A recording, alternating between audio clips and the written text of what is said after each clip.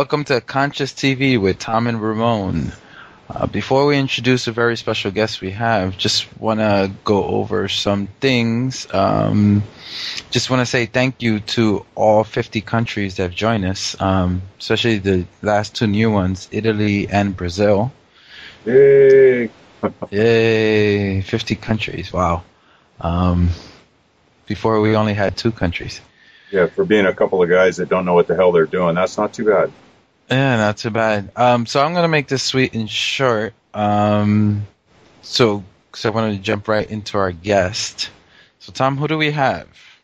Well, we've got Hillary Raimo. She is a renowned expert on multidimensional healing, an internationally known clairvoyant. Hillary specializes in communicating how the healing process frees consciousness from the 3D physical reality and enables the energy body to transcend time and space. And if that doesn't get somebody really interested in listening to this lady, I don't know what will. Hi, Hillary. How you doing tonight? Hi, guys. Thanks for having me. I'm really excited to be here. Oh, we're really excited. So just for the listeners out there, we went through like 20 minutes of trying to get Hillary on back and forth. So, as you know, this is pre-recorded, so that part is good. Hillary, first question. I was listening to one of your interviews, and you were talking about, I think you were about 5 with the story with your grandfather. Can we start off with that story? Sure. That's it's something I've began to talk a little bit more about most recently in the last couple of years when I've been doing interviews like this, and it's something I didn't really talk about for a long time, but not for any reason. It was just a personal choice. And my grandfather was a practicing psychic. He worked for the better last years of his life working out in the world as a psychic and medium, and he became very well known for what he did. And, he held a typical career job his whole life and raised a family and always had an interest in Edgar Cayce's stuff and a bunch of different, avenues out in those directions. So he began to practice. And when I came along, he decided to practice on me. And so he would teach me things, and he was really my first teacher, and he taught me through my younger years into my teenage years, and then he passed away when I was in my 20s. And so basically he began by showing me how to leave my body, go into meditation and do past life regressions and go in and talk to spirit guides, and he really just kind of was my first exposure to that. Now, I didn't realize there was anything, unusual about it. I thought it was really cool. As a 5-year-old, I'm sitting here thinking, wow, that's really neat. I could make my astral body fly, and it was very easy to do, and as I think it is for most children, because you don't have so much stuff attached to, is this real? You don't have it stuck in your head. And so, he spent a lot of years teaching me how to, remote view places. He would put objects into boxes and ask me what it was. And, it was a game. He would formulate it in kind of a game-like setting. So it was a lot of fun for me. And I grew up with a really, really wonderful sense of dreaming. I always remembered my dreams. I would wake up and, I had a very active dream life because of the meditation work that I was doing. And it really set the foundation for me to explore that. Now, I didn't realize it was different. I didn't realize that everybody else was learning how to do this stuff until I went to school and, realized that very quickly that, a lot of people perceived it to be very strange or weird or, what do you mean you leave your body? You're crazy. And here I am 7, And I'm thinking, no, really, I do. And so, I navigated around that in my school years. There was a lot of pain associated with that, too, because it was such a special thing, and I didn't have a lot of people to share it with. My parents were semi-open to it. They really didn't know what to do with me. I was quite the enigma child. I was seeing things, and, I had paranormal experiences at night and, had a lot of communication to unseen places. And him being a psychic, he wasn't exactly welcomed with open arms from switching gears to a formal job to being a psychic with the rest of my family. So it was very unusual. And here I was following right into the footsteps. So if you can imagine, that was pretty funny back then. And so people didn't know really what to do. And, I feel very blessed and I feel very lucky that I had somebody in my life who guided me and mentored me through that kind of stuff. And I went to school and I studied traditional psychology because I wanted to understand the mind and, how the mind worked. And, of course, I didn't go into that, but it was a good background because once I left that, then I really started to pursue more alternative healing modalities. And I found my way to shamanic work, and that really was a good fit. And after I got to be a certain age, my parents kind of told my grandfather to stop doing whatever he was doing to me because I was becoming really, they couldn't lie to me. They couldn't tell me I couldn't do things. I would know what they were thinking anyway. And so I became very psychic very early on. And again, I didn't realize that this wasn't something that everybody else experienced. I just assumed everybody would know how I felt and what I was thinking. And when I realized that there was this big gap in most other people's psychic and intuitive development, I realized, probably early on that this was something that I needed to pursue and find out why this is so shut down for most people. Well, most people don't have a caretaker or, a loved one showing them how to remote view or to meditate or to, read tarot without reading a book. I mean, he had a traditional tarot deck that he used to do readings with that I have now. He passed on to me. And the first thing he told me when I started to play with him was, don't read any book. Don't read any book ever on any tarot. Don't even learn what the symbols mean. Just completely intuit them from your intuition. And of course, years later, I found out that the original tarot deck is very, very, very steeped with very rich symbolism. It was kind of like an occult underground.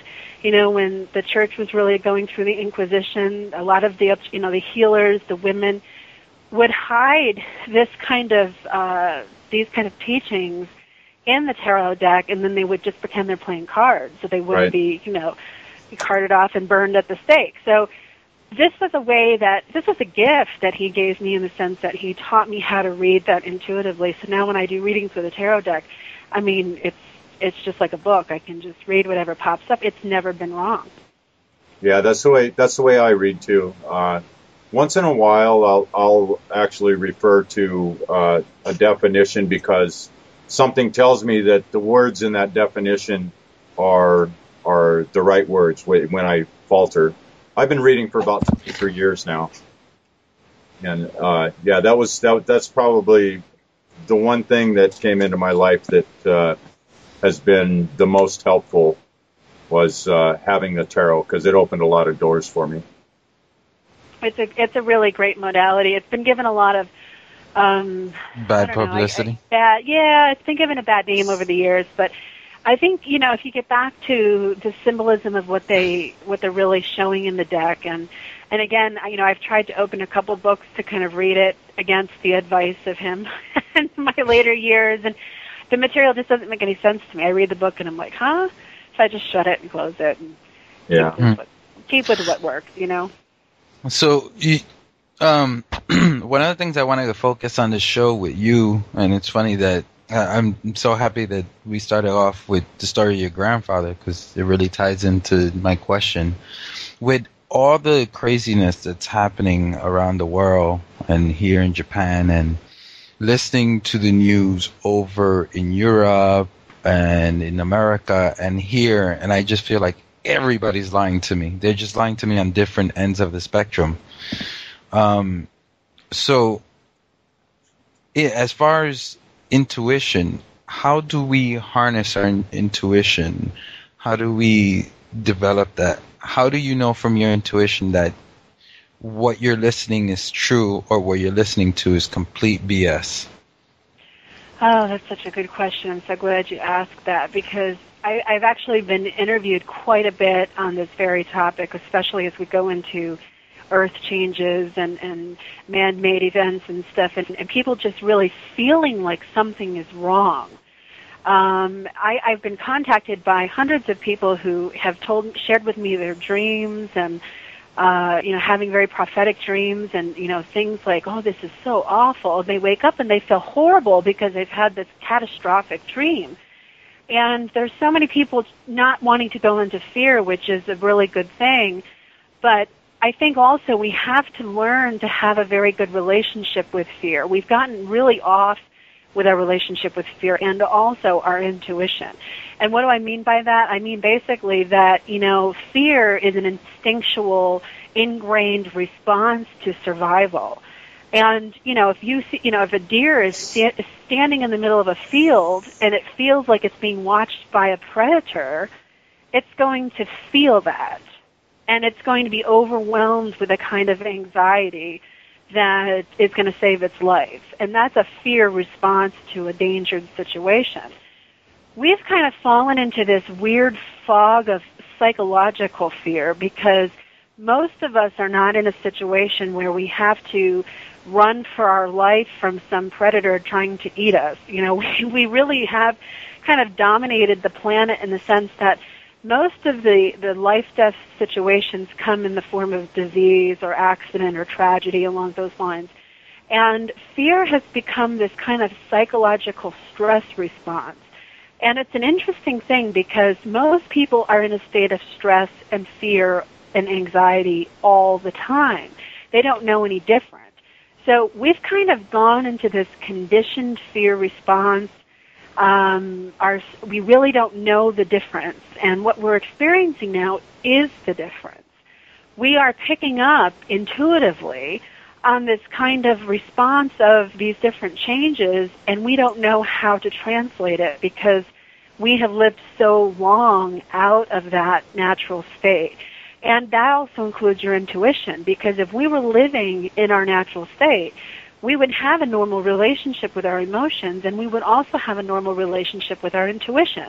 If you can't remember your dreams, you have a lot of work to do with your intuition. It's always a state of mind that you trust. It's like your inner voice, your higher self. Call it whatever you want. I don't even care what you call it. It's a voice that comes from the very deepest core essence of you that knows the truth beyond anything else, and learning how to listen to that and reconnect to that is an unconditioning process. We have been very, very conditioned to believe what we're told, that, control and all of this other stuff is outside of us, God is outside of us, nature is nothing to really care about. We've really lost this vital connection to the planet. But yet we are still of the planet. So we are still a biological creature with emotions and higher intellect. And, we have our feet on the ground and our head in this kind of, manufactured paradigm reality that is so far from reality. That's, many of you have seen the movie The Matrix. It's exactly what it is. We plug into something that is not real. And when we unplug from that, we begin to see a breakdown, almost like a weaving. If you take a thread and you start pulling it out, you start to see everything just kind of unravel. And a lot of people are going through that kind of an awakening process very quickly right now, because that's really where we're at as a species in our evolution stages. We are evolving as consciousness, and we are learning what that even means. And as we tap into that, and we tap into our intuition, and we put fear into its rightful place, we put our relationship with death back into the rightful place as something to be of honor. I mean, death is an honorable thing. We don't have a normal relationship in the United States with death. We have this very bizarre, dysfunctional relationship that, we just spend our lives going on and on and on about how afraid we are. Oh my God, we might die. Well, yeah, we might. But if we just stay so frozen in that fear, that psychological fear, we will never live authentically. We will never love authentically. We will miss out on an opportunity to grow and to evolve our spiritual life, our spiritual selves here. And we will also kind of miss the boat when it comes to translating the energies that are coursing through us right now. And it's a really beautiful process if you can sit back and just look at it from that viewpoint. If you look at it from the point like, oh my God, it's a catastrophe, it's the apocalypse, the world is going to fall apart, and you just wake up every day and you're frozen in fear, oh my goodness. What good is that going to do you? Yeah, I know exactly what you mean. Being over here, I keep hearing from my friends and family over in the States, like, oh, you need to get out of there and this and that, and I've gotten to the point when I lived in New York, my intuition really, really played a part in, I would say, in survival. There would be times I would go into a bar and I would just feel really uneasy in a bar in New York City, and I'll have to leave. And when I would leave, I would hear the next day of some crazy fight that broke out or something. Or if I was invited to a party and, me and my wife were going to a party and my stomach just started hurting, and I said, no, it's not good to go to the party. And she really wanted to go, but we didn't go. And then end up people were arrested and stabbed, and all kinds of crazy things happened. So that's like being the deer in the field. Right. Yeah. You do know it. You feel it. Yeah. Is there any technique that you do personally that someone right now listening to the show can be saying, how do I know it's intuition? How do I know it's not my mind? Is there anything you do personally that can help someone develop their intuition? Yeah, I think the hardest hurdle to get over when you're starting to go through that phase of waking up your intuition, because you've always had it, you're born with it. It's part of you biologically. Even your psychic senses is a biological ingrained sense that we have, and they're very much related. Well, unfortunately, we've just developed such a linear lifestyle and pattern of understanding that it's really difficult to break out of that. Anybody who's ever been in a relationship and they've had an inkling that something's not right with their partner, maybe they're having another relationship on the side or something like that, anyone can relate to the feelings of doubting that voice, doubting that questionable voice. Oh, maybe I'm just being paranoid, or maybe I'm just, and then if that person adds on to the charade, no, I'm not doing anything wrong, no, then you really think you're going crazy. Oh, geez, you just spelled my first marriage. Well,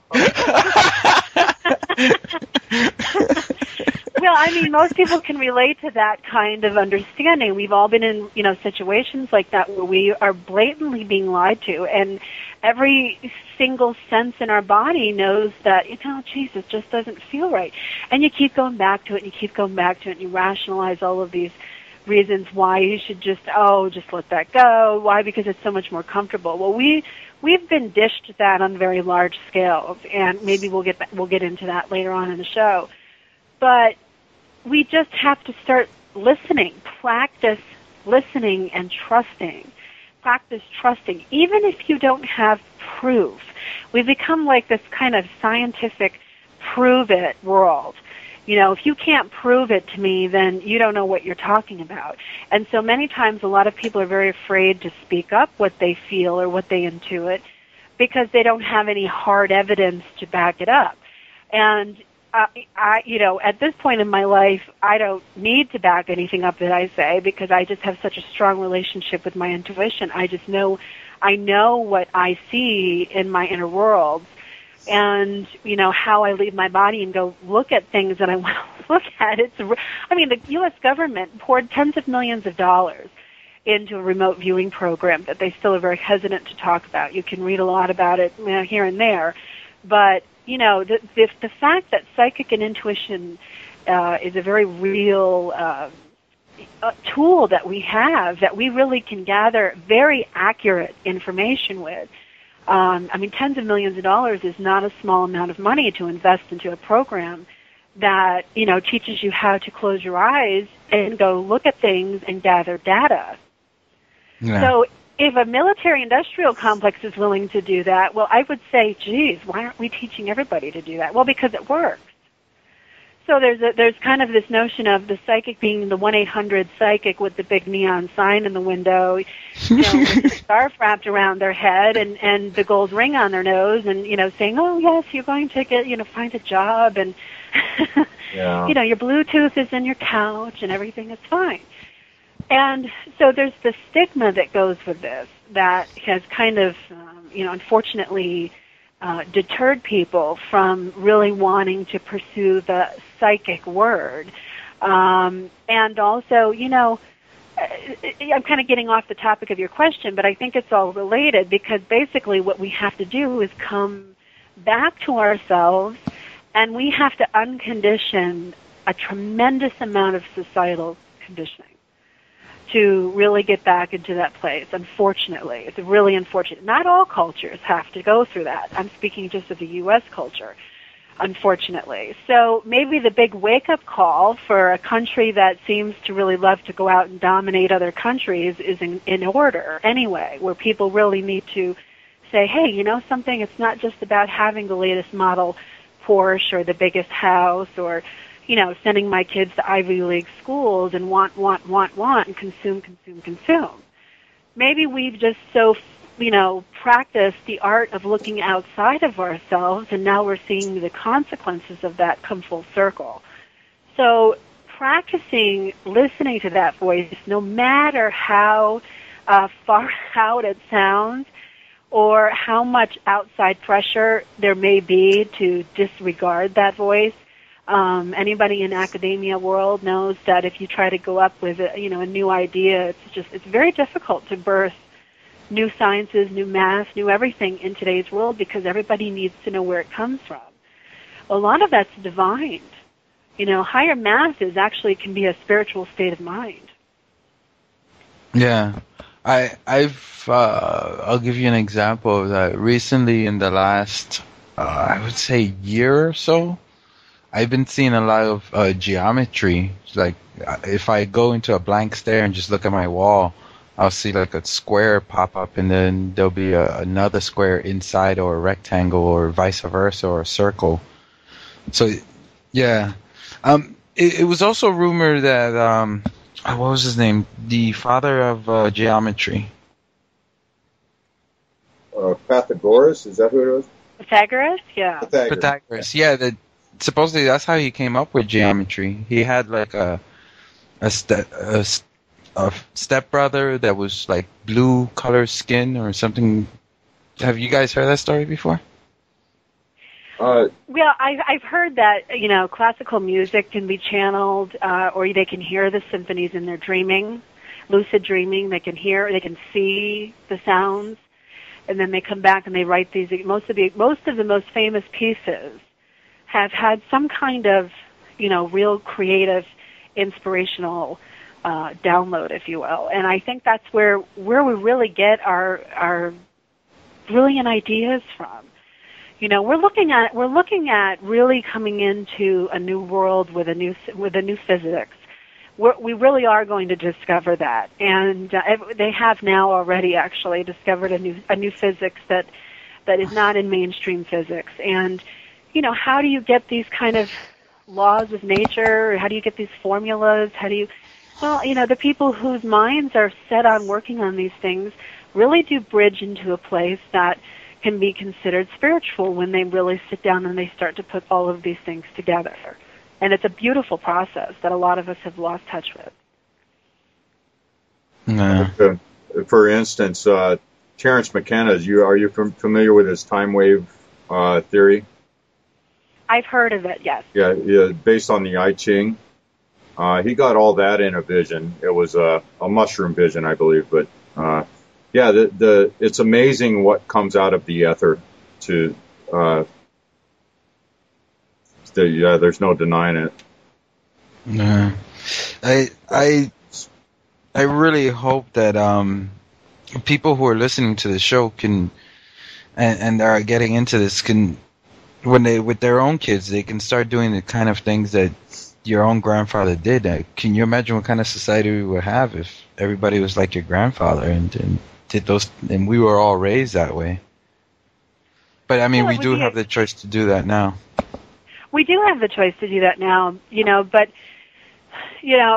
unfortunately, I would love to see those kind of trainings, meditation even in schools, which some schools are doing actually. They are moving into understanding, the benefits of meditation and what it does to your health.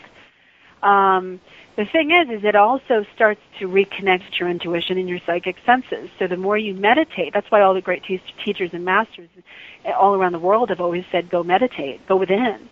Go within, because that's where you go into the ether. You go into the ether with your consciousness. You go in with your consciousness, which is a real part of you. Your energy body can be as real as your biological body. You can actually, manifest it in other places. I mean, these are very real techniques that you can learn how to do. But nobody really wants you to know how to do that, because once you start going into the world of psychic connection and, intuitive development, and you start to really detach from the conditioned, controlled paradigm that we live in all over the world, well, that makes you a very dangerous person. They lose their control over you. So if you have billions of people going into themselves and gaining autonomy and independence from a structured paradigm, well, then you really don't have a structured paradigm anymore. Here's another question about intuition. What is your feeling, your own personal gut feeling, with what's going on in the world right now, including Libya and Japan and everything else? Well, that's a small question, huh? Yeah. Oh, we got an hour and a half. That'll only take about 30 seconds, right?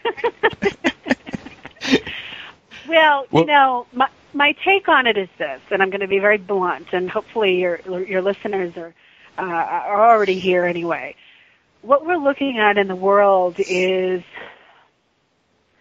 there is an agenda. There are many agendas on this planet, but there is an agenda, and there is, this just gigantic military-industrial complex that is like, if you look at it in the ethers, it's like this gigantic monster-looking thing that just consumes everything, and it has an appetite, just beyond anything we can imagine.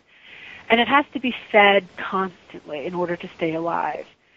And in order to feed this constantly, you have to develop a system of control that is right down to, the very practical elements of our life. What does that look like to somebody who, it just goes to work every day and pays their bills and raises their family and just likes to enjoy a good barbecue in their backyard? Well, I mean, what it looks like is the reality that money and paying your bills and going to work full time is not necessarily what your purpose is.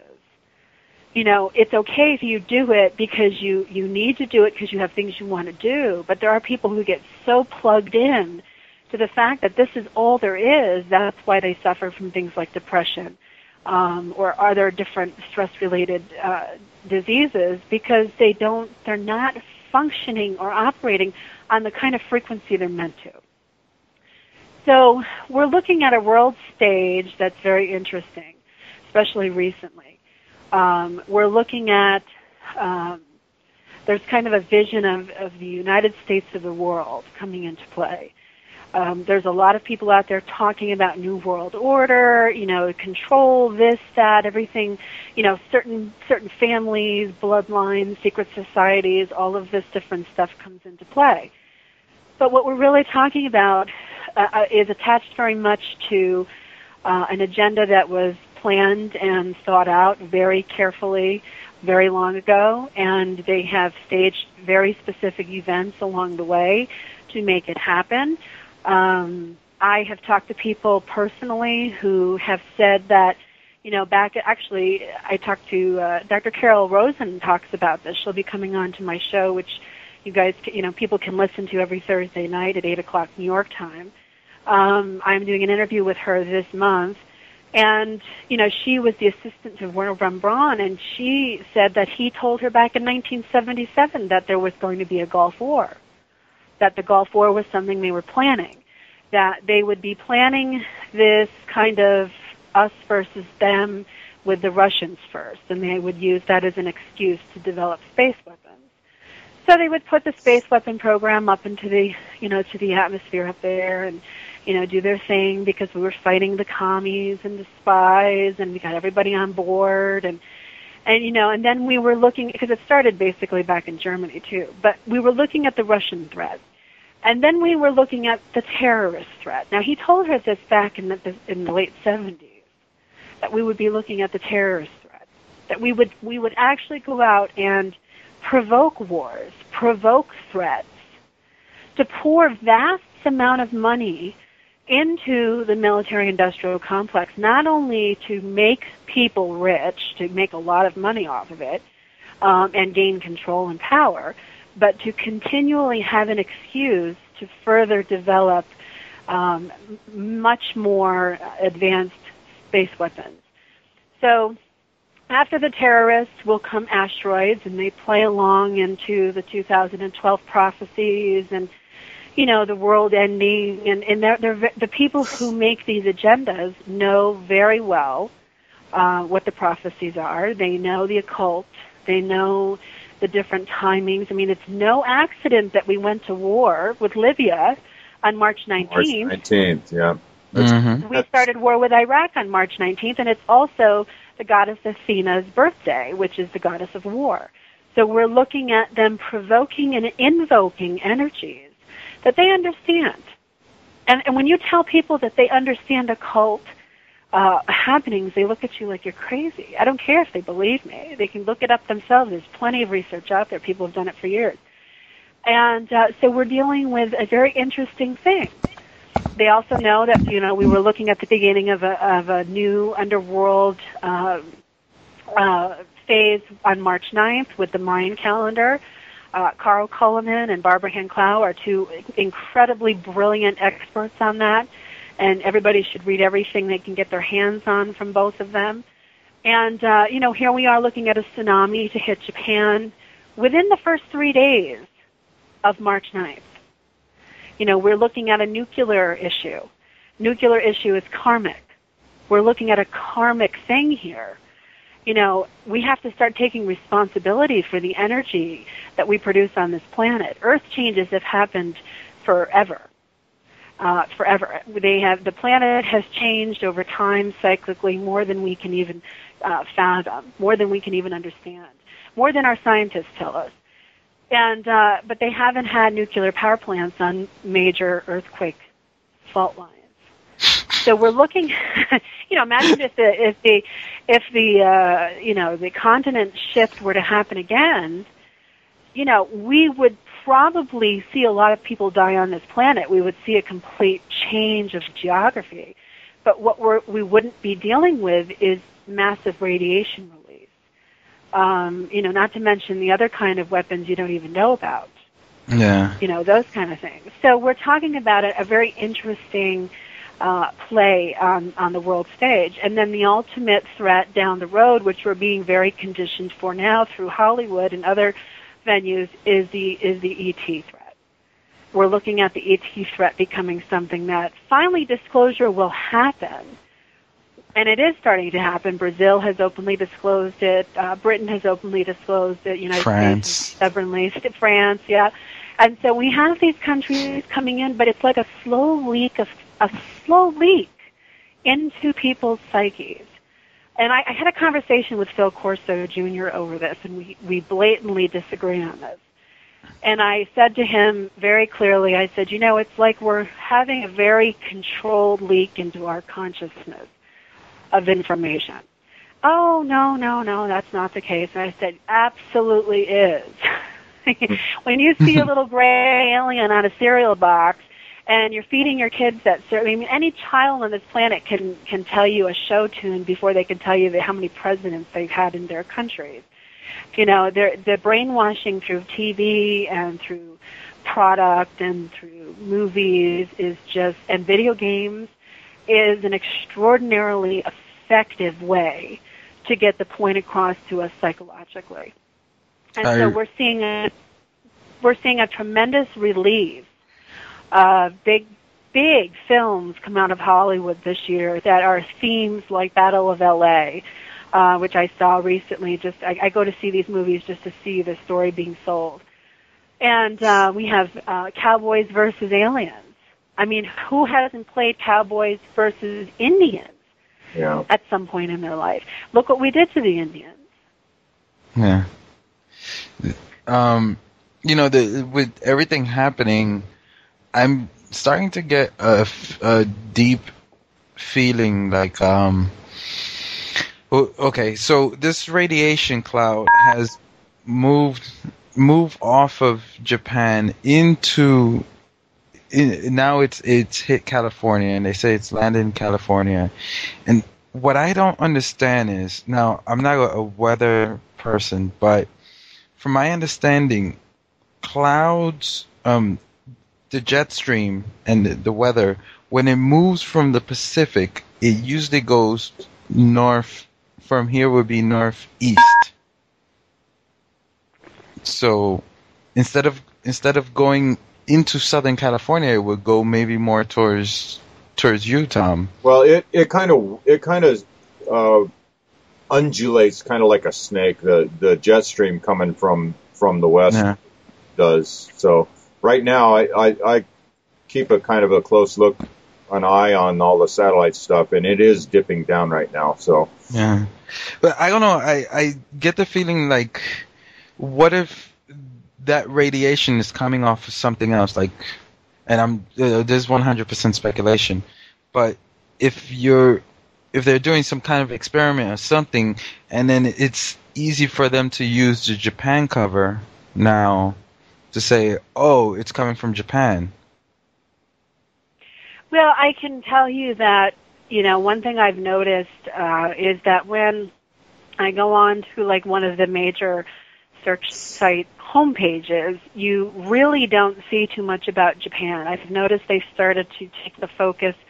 Now, I'm not saying all of them, but there are a few particular ones that don't have many stories on that. It's now become kind of a more, hidden headline down on the bottom part of the page, whereas before it would be one of the highlighted things. And of course, CNN and things like that, they're still doing it, but now they're showing a lot of the ridiculousness over in Libya. So we're seeing kind of like this, what happened to the Gulf of Mexico. Remember that? We had a big oil spill there. Yeah. Remember, we dumped like billions of gallons of chemicals in there, and now just vanished off the face of everybody's mind because of the media blackout. Still there. And so it just goes to show you the power of presence that, people, the power of media and how much faith people put into that kind of information, the source of information, the quote officials. Well, who are the officials? I never see the officials. Do you ever see them lined up giving press conferences? Who are they? I don't know who they are. I mean, it really bothers me. The officials. Well, who the heck are they? Are they, it's like somebody just writes that in there because they're on a writing deadline. Well, the officials say this is true. Well, that's great. Well, my officials say that the Gulf of Mexico is still oily. People are still suffering down there. We have a tremendous amount of health issues down there. And, we don't hear anything about it at all, and that's very disturbing to me. We're looking at a world that is now controlled by people who have such power in, making a phone call and saying, kill the story, and it's killed, and then it's killed in people's minds because the majority of people are still plugged in. And that is changing because we see iodine selling out all across America. People are just buying it, and now that the officials have stepped up once again and said that there is no threat, blatantly, there is no threat in the United States. And then Obama and his entire family fly down to Brazil for a few days. Well, that's so convenient. I wish I could just take my family and fly down to Brazil and step out of the radiation cloud while it passes over. I mean, the point is that it absolutely is here, but so are the billions of chemicals that they've dumped into the Gulf. That's by far much, much more of a worry than something, I think, because that has definitely affected the Gulf Stream, and it has definitely gotten into the water cycle, and, we're all breathing it. We're all consuming that. But nobody's talking about that either. Why? Because there's so much money in the oil industry. There's so much money in these big military complexes, military industrial complexes. They're all tied in together. And, all it takes is one phone call from some big corporate head person to whoever it needs to be called, and it's done. We think we vote a president in, and that is really not true. Quite frankly, I want to know who counts the votes. I mean, when we go in, and now they have this electronic thing, which I think is just ridiculous. This electronic thing where it scans your things and collects the data electronically and figures out who you're voting for. Well, I mean, it's just really not the reality of what happens. Presidents are conditioned, they're groomed for it. I mean, they're basically chosen by the military. They're selected, not elected. Correct. But try telling that to most people. It's very difficult for them to wrap their heads around. However, when they start to really look at what's going on, and they start to do their own research, and they start to connect the dots themselves, intuitively, they start to see a very different picture. And that's when you have a true awakening into your own world. Yeah. I mean, after the Bush thing, it was hard for me to vote after that. I know they're always saying, like, they're always advertising, vote. If you don't vote, you don't have a voice, whatever. But it really deterred me from voting after that. Well, did anybody vote to go to Libya and blow them up? Yeah. I didn't. I didn't even know there was a vote. We're not in charge. We're given this kind of, we're like little puppies patted on the head. Good job. And we just think we're the greatest things on earth. It's just really funny. I'm sorry. It's really bad. That's a bad example. But I mean, we really are we're not in charge of what our country is doing. Our country gives us rewards through, ridiculous ways of having materialistic opportunities to become wealthy and rich, but we're seeing the result of this massive consumption that takes place. And quite frankly, we're still in Afghanistan. We're still in Iraq. Yeah. I mean, we're still there, guys. And you know something? Now we're going to be in Libya. And I'm just so curious how he makes a decision like that in Brazil. Well, it's because it's not really just his decision. This is not just Obama. This is not just whoever's standing in the presidential, poster child room. It's really just the person who's running the show financially. Follow the money. Yep. Follow the money. You'll always find it. They're going to start, the average person's really going to start seeing these. Because at least here, I teach English here, Hillary, and a lot of my students, they're not into this at all. They're learning English because they want to get a better career, and they're going the 9-to-5 job, and they're really like, wow, I never knew the media was so full of crap. And that's what a lot of them are telling me. They're just, flabbergasted by how the media is just right out lying to them.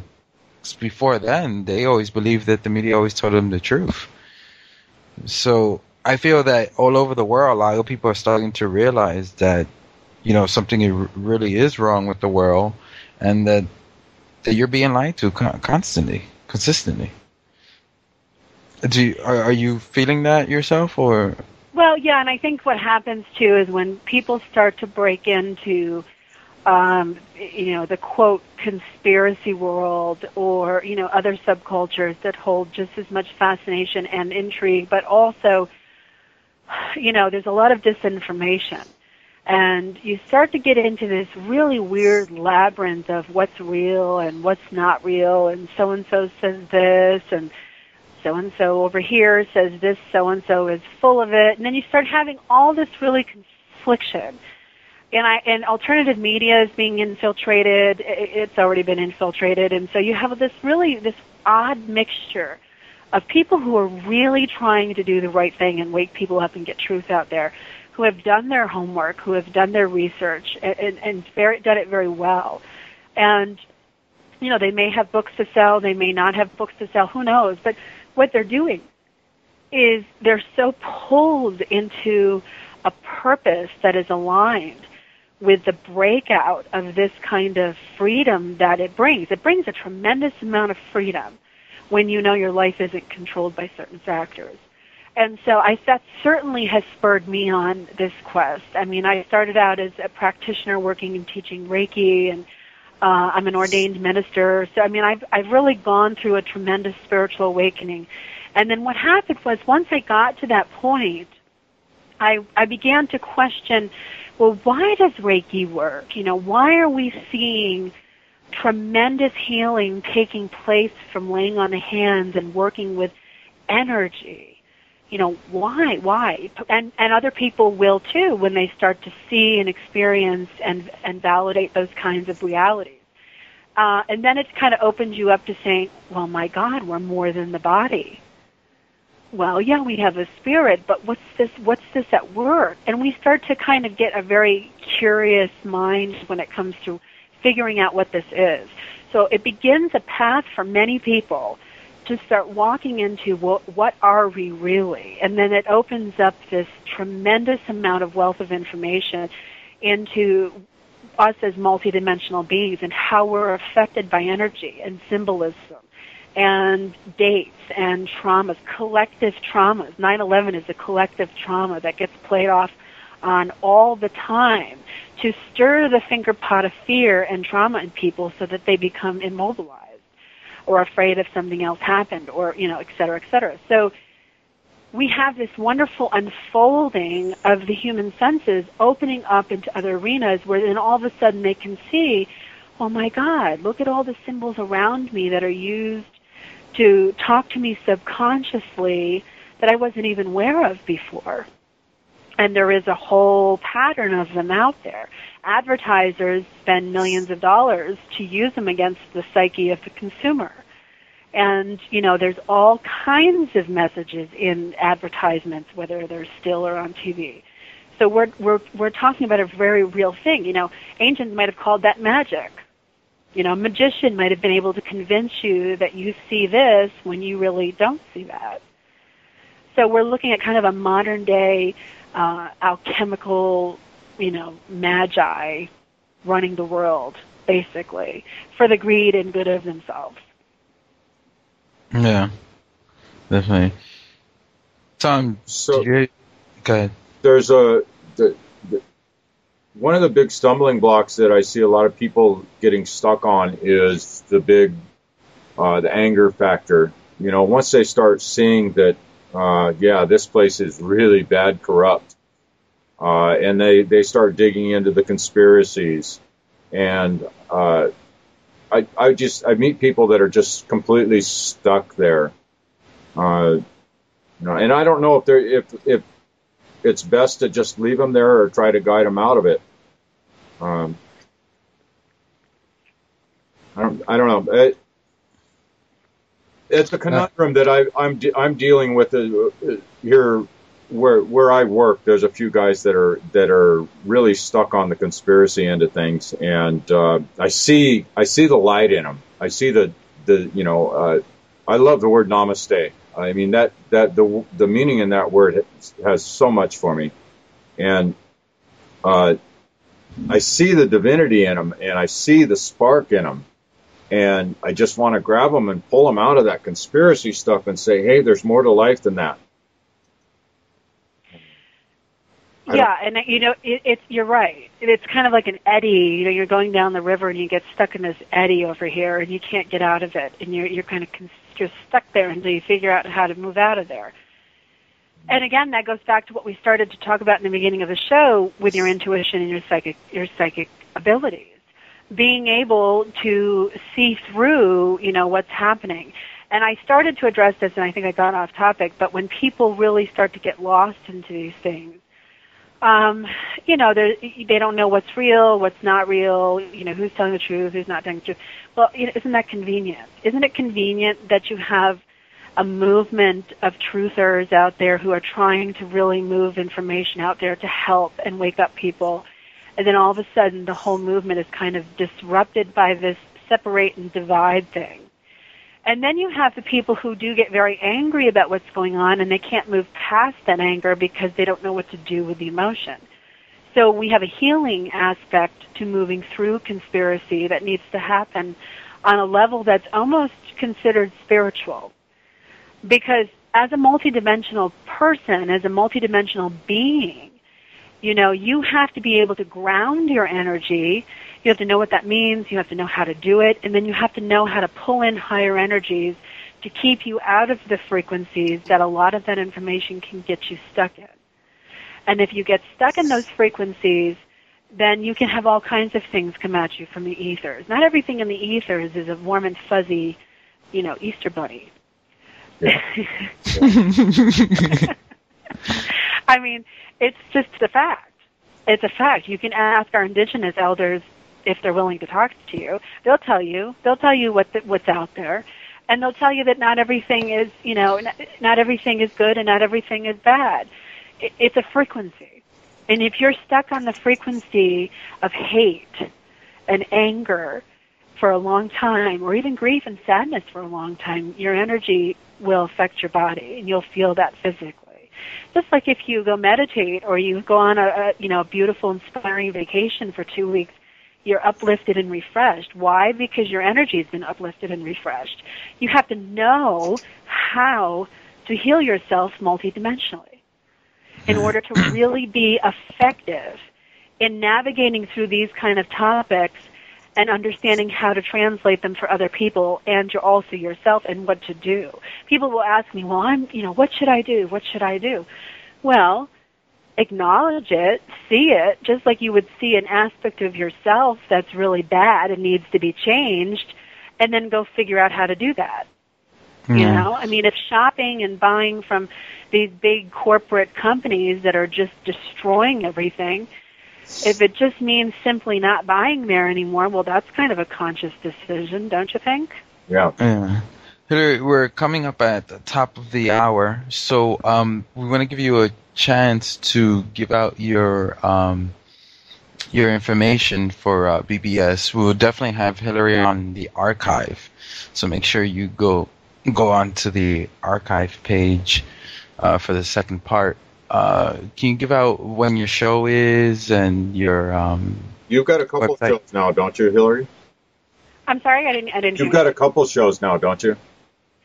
Yeah, I do. I've been on Achieve Radio for about 4 years now, and I air every Thursday night, 8 o'clock New York time, and that's consistent. And I just launched a new show called Multidimensional Conversations with myself on the World Puja Network, and I air on the World Puja Network every first and third Monday of every month at 7:30 Pacific time.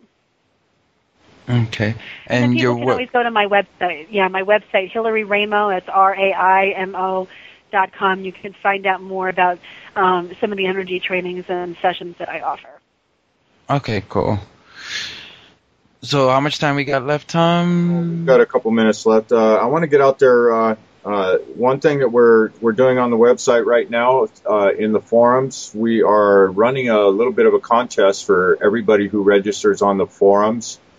Crystal Clark has graciously agreed to donate one of her books, the Who Are We Really 102, which is her second book, to the winner of the contest, which basically we're going to take everybody who's registered on the forums, throw their names in a hat and pull a name out, and we'll give that person a book. So make sure you pop over to conscious-tv.com, and it's right on the top of the page, the main page, and click over to the forums and get registered.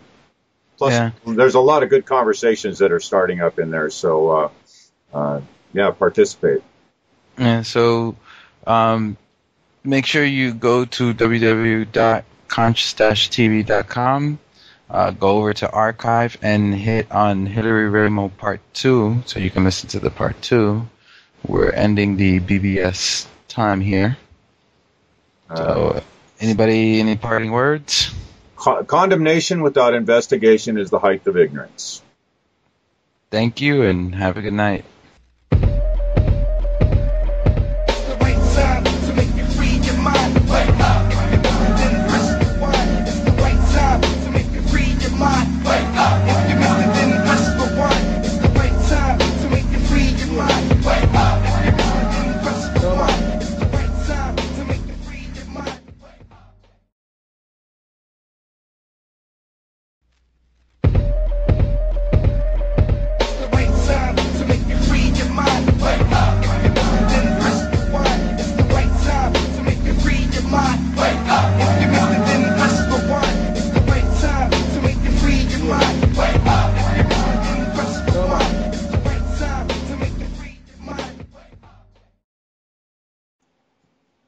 Welcome to the archive section with Tom Ramon and Hillary Raimo.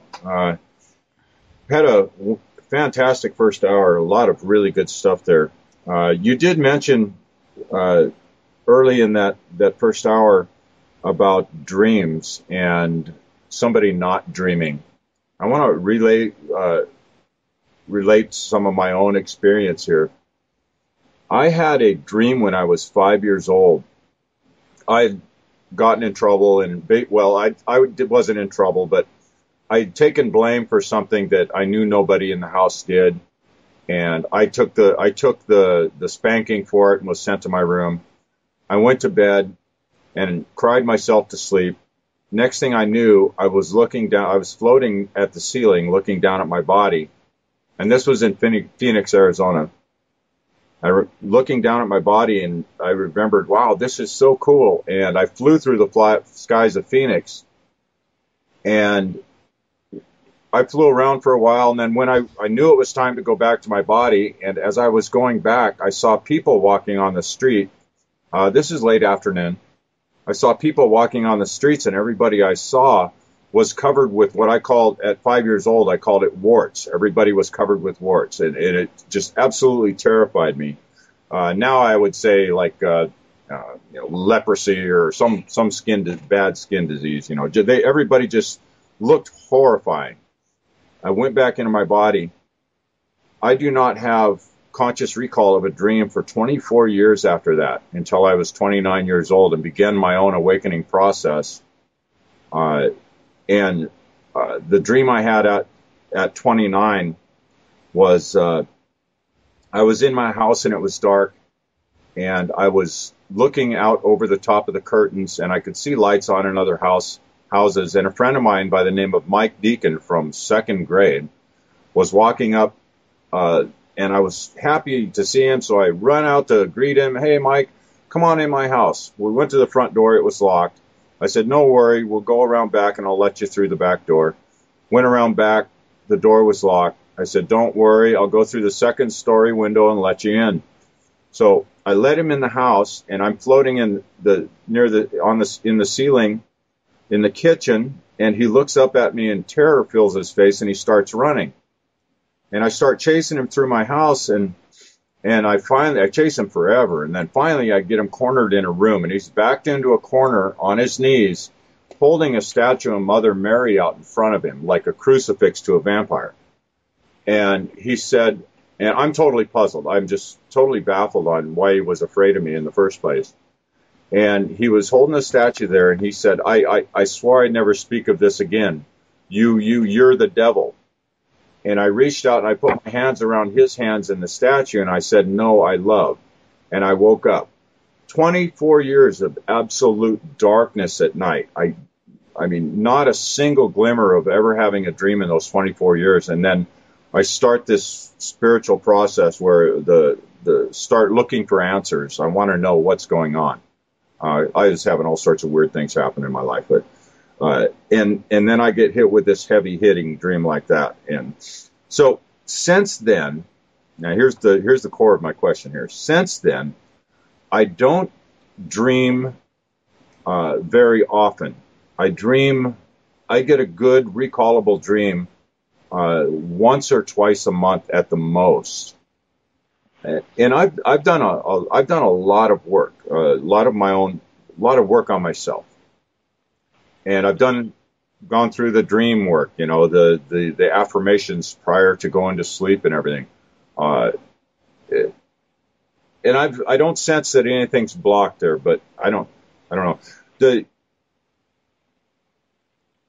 Now, in your experience, have you seen most people who are doing this work have real active dreams?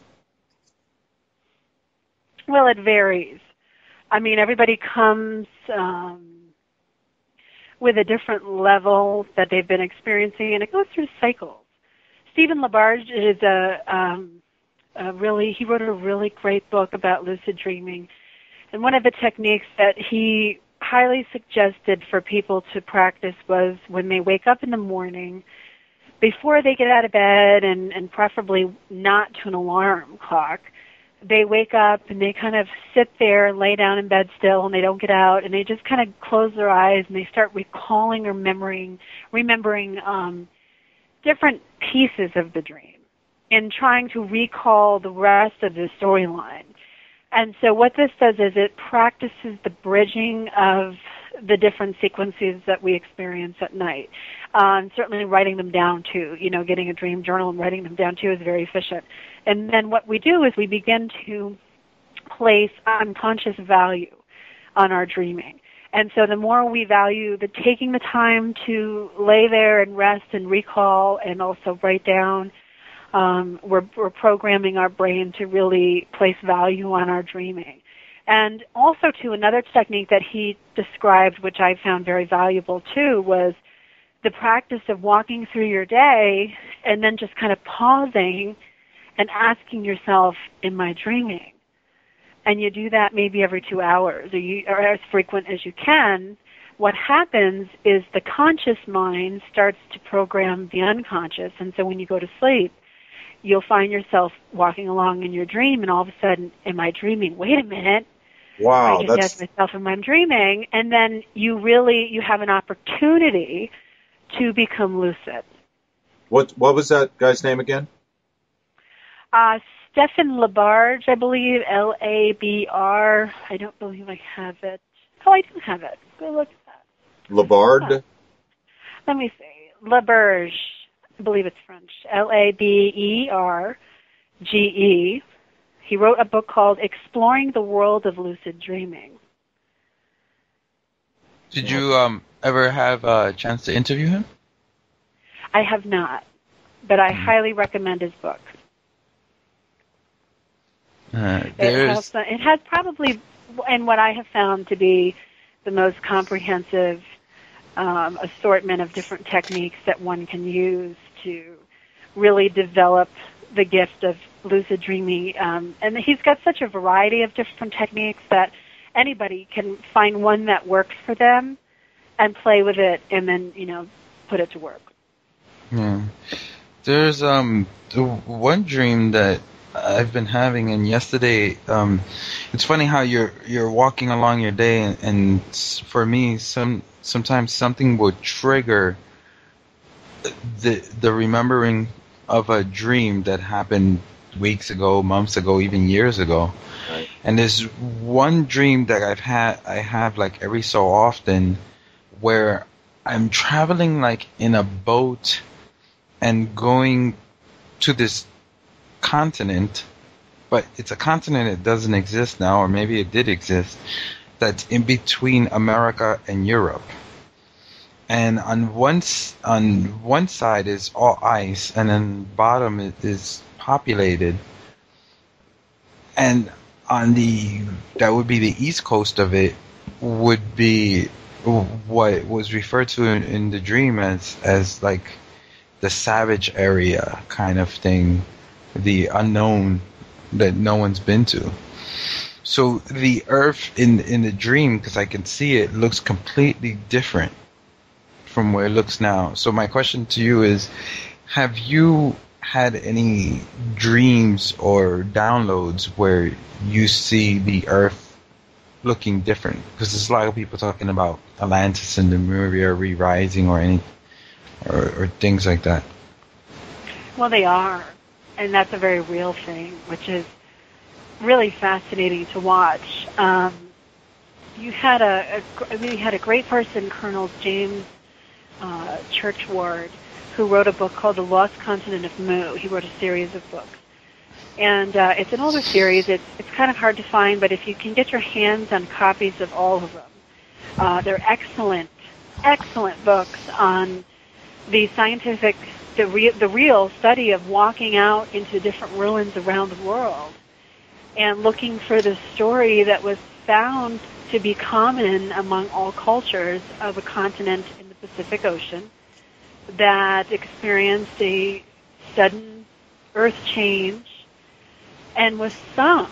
And, we have Hawaii, we have Japan, and we have different islands to the south there that all represented bits and pieces. Easter Island is another very important island to that continent that used to be there. And so what we're watching as we experience these different earthquakes happen on the Ring of Fire, we're actually, feeling the earth shake in these particular places. Now, I'm going to get a little far out here for some people, and that just bear with me. But on a biological, personal level, what does that mean for us? Well, we're very connected to that. So wherever the earth shakes and moves, we're shaking and moving in our energy field. So we have a molecular structure to ourselves, and everything is molecules, and so everything is vibrating a frequency. Even something this is science. That's a fact. You can't argue that. So when we have something shaking like that on a large scale, well, everything is vibrating to that. Everything's affected by that. So we start to stir genetic memories. We start to stir memories, intuitive memories that are in the collective consciousness that we can channel, that we can intuit, that we can psychically tap into. And so what we're tapping into are the memories of our ancestors who died then. We're tapping into the prophetic feelings and movement that has happened in that particular place. When I look at some of the thermal imaging of the energy that spread out from Japan, it was like I instantly connected to the feeling that this was a birthing channel for the earth herself. This was actually her birth channel. So, whatever's coming through here is part of a rebirth, is part of something coming out. Something's coming out of this particular part of the planet, even if it's just energetically. But it's not just energetically, it's also physical. It's a tremendous amount of energy that was released into our third-dimensional reality. And so we have all been shifted, shaken and stirred, so to speak, and we're feeling it in a variety of different ways. So in a sense, everything that happens on this planet right now, wherever it's shaking, wherever the volcanoes are erupting, they can be found somewhere in our own personal energy field. So if you can imagine we're a microcosm of this larger macrocosm, we can start to feel, well, maybe we have pain down in, our kidney or our solar plexus chakra or something, or we just feel something really solid coming through that and we don't know quite what it is. Well, maybe that's because we're being asked to sit down and take a look at that and intuit where that's coming from, because the earth is also going through the same thing. So the more we learn to really kind of reset our entire thinking of how we're connected, we start to see a beautiful process of being able to divine and intuit not only when the changes are going to happen, which is a psychic ability and an intuitive ability, just like animals will run to higher ground before the earthquake even starts to happen. Right. That's the same kind of thing. So dreams are very important because dreams resonate on an extremely high frequency, a frequency that we don't touch too often, but when we do, it's a very powerful thing. So when we see things come through our dreams that guide us or show us something, really we're the only ones that can interpret our own dreams. We can share our dreams with other people. We can dream with other people. We can meet in the dream, with our lucid energy bodies. But what happens when we have a very profound dream, it's a calling card from the dream time. It's a calling card from the unseen world saying, here, pay attention. This is meant for you. When you were describing your dream about floating around the kitchen going, oh, no, I love you. Don't be afraid of me. I'm not the devil. I kept thinking, oh, those poor little starbeams go through the same thing. Yeah. Oh, no, wait, I'm just here. I'm just curious about you. Oh, my God, get away. And they run away with their, screaming in terror because they don't understand. And when you were looking at the people with these leprosy kind of things, you were seeing the disease in their energy bodies. Mm. Now, in your own personal experience, have you ever had a chance to meet a star being, like a face-to-face? Nobody's ever asked me that question. Can you believe it?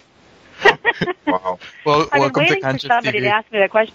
Every time I get on an interview, I say to myself, I'd love to watch the questions I get asked. I think it's so great. And then I'm always curious why I don't get asked certain things, and I'm thinking, well, maybe they don't really want to know, or just, maybe people are just too, caught up in doing a show. And I think it's great that you just asked me that, because nobody's asked me that before. Nice. You do live upstate New York, and upstate New York is very well known for it. Well, it is. We had a pretty mass sighting back in the 1980s. It's a pretty famous case. I interviewed Philip Imbrogno, who wrote a series of books about it. He's a pretty well-known UFO researcher. And we had about 7,000. Didn't Dan Aykroyd see that one too as well? I believe he did. Yeah, I believe he did. I'm not positive about that, but I know he has seen a lot of them in the Southwest. Yeah. I have a friend of mine who's a filmmaker who is friends with Dan Aykroyd, and he mentioned that in one of our conversations a couple years ago about Dan being able, Dan seeing things, and he wanted to get him on my show, and of course it just never manifested. But I actually just watched a documentary a couple weeks ago where David Sarita was interviewing Dan Aykroyd, and it's available on some of the cable. Yeah, that's an awesome show. Yeah, and I thought it was fantastic. I thought it was great. Dan Aykroyd Unplugged. Dan Aykroyd Unplugged on UFOs. Yeah. And I think everybody should go watch it, because Absolutely.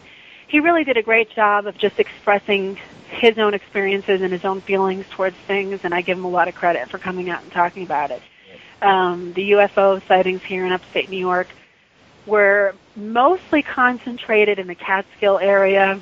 There's a series of stone chambers that I've been researching for the past 2 years that are down in that area that are aligned with different solstices and equinoxes and different lunar cycles. And they were used by the colonials as storage facilities, stone storage, shelter kind of things, because they were already there when they moved in. And it's rumored that the Druids came over and helped the indigenous Indian population build them together, aligned with different astrological knowledge, and they taught them how to work with the Earth's energy, the Earth's geomancy, and work with other dimensional beings. I remember it was either late 80s or early 90s. I was still in school and watching a documentary where some people thought it looked very Phoenician. A lot, because those chambers are all over upstate New York, Massachusetts, New Hampshire. Yep, they are. Yep. There's trying to think of the name of the book, but Philip wrote a small book. It was a small book about it, and he had gone through and he had researched a lot of them, and he researched the paranormal and UFO history associated with the stone chambers, which is pretty fascinating, which actually got me to actually drive down there and take a look at it and experience them for myself. And some of them are quite extraordinary, and some of them I don't feel anything in, but they are all over the northeastern United States. And the Orkney Islands in Ireland, I believe it's Ireland, they're there, and they have been dated to be, I think, about 5,000 BC, built in about 5,000 BC. So we're looking at exactly the same design that have been built here. And so we're really looking at the rewrite of United States history. If, red-bearded men and blue-eyed, red-headed women came here, which is what's described by some of the indigenous cultures here, came over and worked with them with this kind of magic. And they shared with each other how to communicate with star beings and how to talk to interdimensional beings. They already knew how to do it. Yeah. When you go and you experience these places, they're already magnetic anomalies, and one of the things in the books is, well, was it the magnetic anomaly that was there first, or did these stone chambers create these magnetic anomalies? Well, it's kind of like the chicken and the egg thing. But either way, when you sit in there, you feel charged. You come out of these places and you feel very charged. So there's something to them. That reminds me of Hawaii as well, because the Hawaiians described the same thing of how when they got to Hawaii, there was these red-headed men and women with blue eyes. And it's funny how the pronunciation for Hawaii is Hawaii, which sounds very European.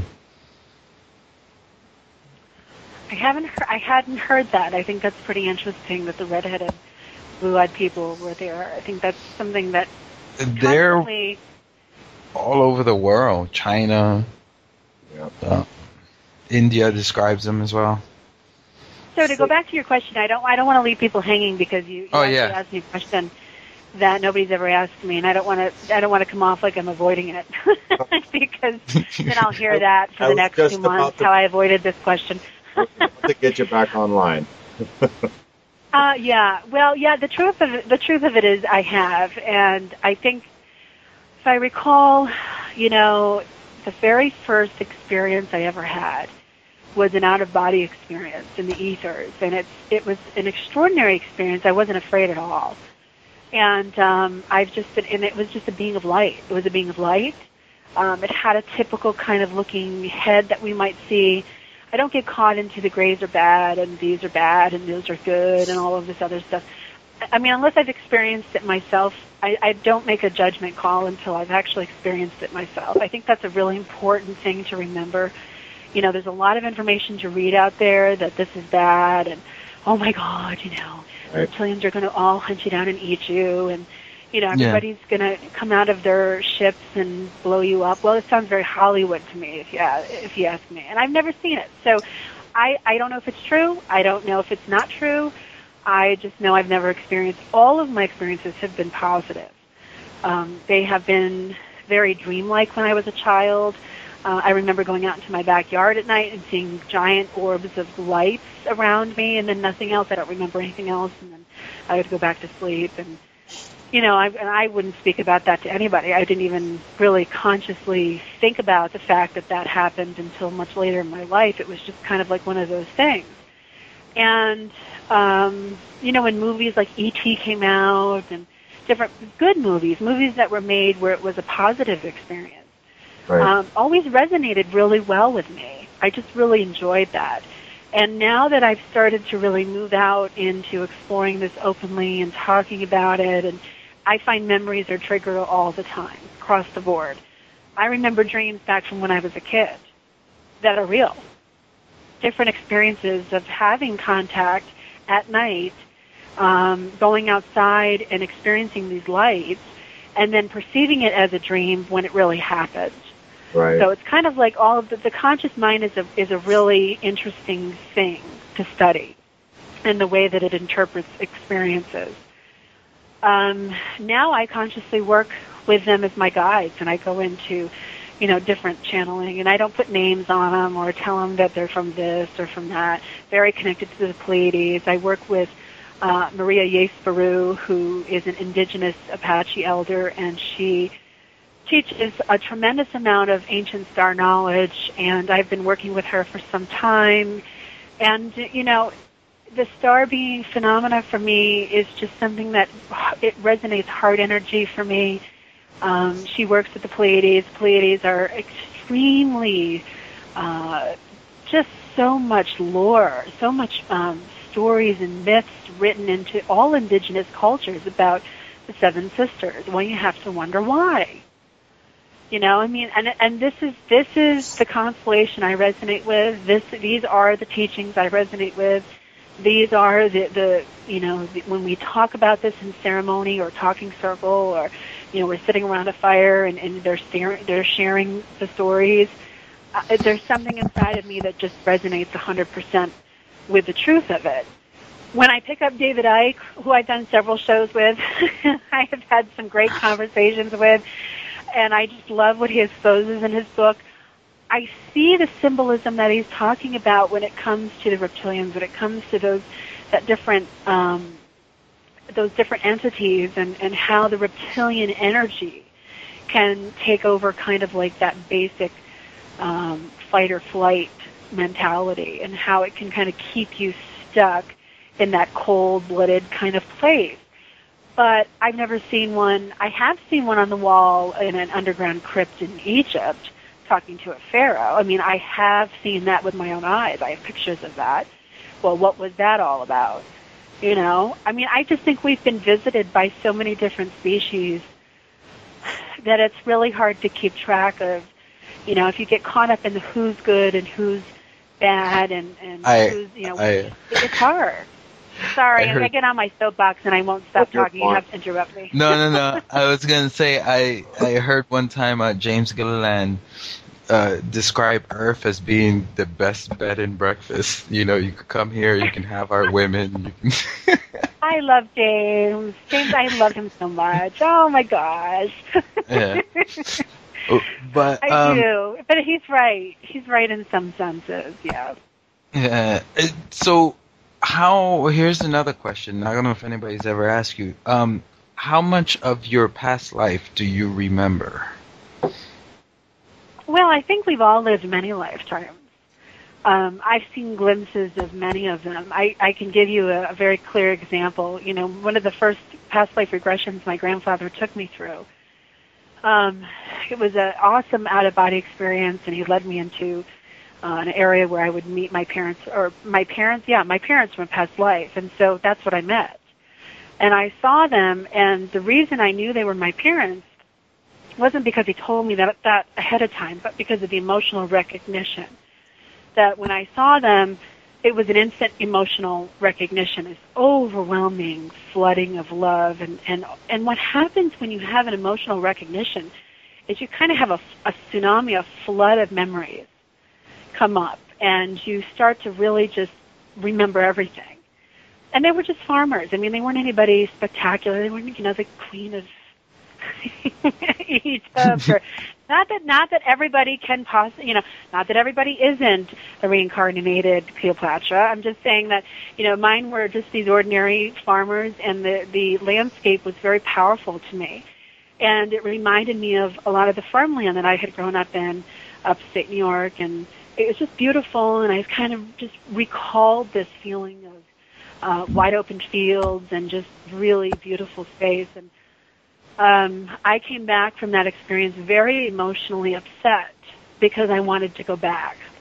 I wanted to go back to that lifetime. I felt later on that I had left that lifetime at a young age, and I just had a really homey kind of nurtured family life, and everything was just really cozy, cushy like that. So I had that experience, and what it taught me right off the bat was that we are much more than just what we think we are here. So that was another great gift he gave me, because I made the connection that, oh my God, we don't die at like 6 years old. I mean, so I took that through my life knowing that as a truth. Now, 2 years ago, I had the opportunity to go over to England. I went over with Tom Campbell, who wrote My Big Show trilogy. Yeah, he's a NASA physicist, and I went over, the producers had me come over because Tom and I had done a documentary called The Path together, and we were going to a film premiere, and they had invited me to come to, participate in his event. So they treated me to a fabulous 5 days in London, and I had, backtracking for a quick second, I had come out of those couple experiences sitting on the piano, just kind of playing the same tune over and over and over. Never took a lesson in my life. Just the same tune over and over and over, over and over and over. And I would just do it consistently, and I had no idea what it was or anything like that. Well, for the first time I heard it down the road a few years, it was Moonlight Sonata. And it was that melody of Moonlight Sonata. And so every time I hear that music, it reminds me of this past life. Well, I was sitting in this tea shop in London, and we were getting ready to go out. They had rented a car, and they were going to take Tom and I to go see Stonehenge and just see the countryside. And Keith, my fabulous, wonderful host, and his wife Donna, two of the most beautiful people on this planet, had just planned to take us to some of the older villages and the towns that were like built in the 1600s, and we were going to go see where Harry Potter was filmed in one of them. So this was just a really great day that was planned. And so we're sitting there, and all of a sudden Moonlight Sonata comes on. And I'm like, oh my God, and I was just kind of thrown into this spacey place. And all my life I had said this green area was like either England. I was always drawn to the England fields. But upstate New York, is very similar. So we're driving through the countryside, and I couldn't believe how much some of that countryside looks like upstate New York. I mean, if you're driving through some of the countryside in England, you can really pretend you're driving through upstate New York in some of those places. It was bizarre. And I kept thinking about my past life regression, and I'm thinking, wow, that's really weird. Well, when we got to, I think it was near Silbury Hill, some of the fields where the crop circles are, and I've always been drawn to the crop circles too. I had such a flood of, I know for a fact that if I probably had enough time and resources, I could find the exact house I lived in. There's no doubt in my mind I lived there. Wow. And so that's how we bridge our past lives. I think that's how we bridge who we are and what we're doing and what we've experienced and, you know, how we validate our experiences. I mean all of that with a lot of intuitive knowing. And if I was a typical person, I would have just dismissed a lot of that. Said, oh my God, that's so weird, and gotten just kind of lost in the, oh my God. Yeah, I wish, think about that. I wish the reincarnation doctrine wouldn't have been pulled out of so many religions so early on. That was one of the first things they went for. Well, yeah, why? Well, I mean, think about it. Yeah.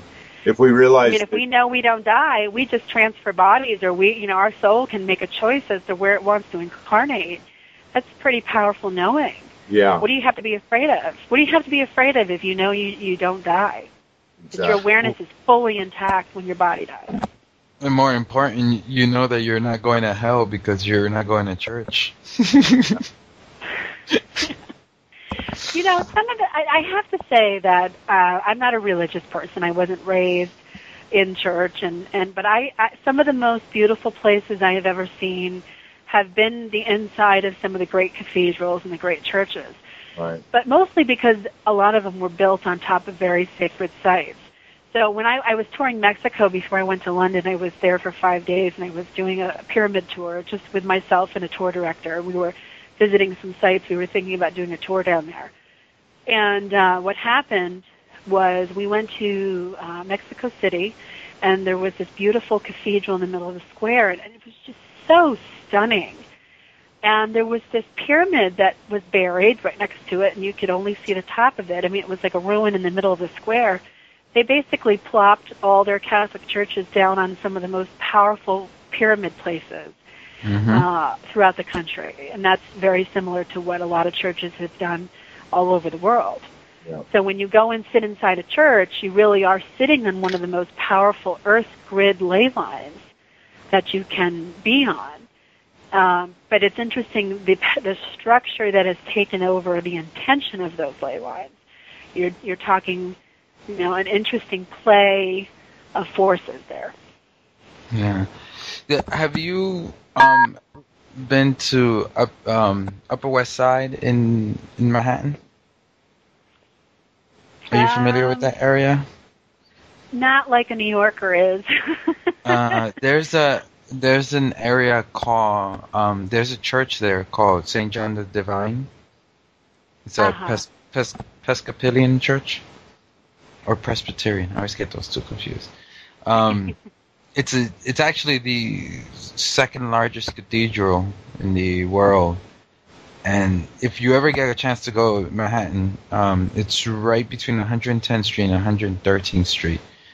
And it's very, I've always tried to find the history of what was there before and how was that important to the indigenous people that to live there before, because it's just such a powerful energy inside that place.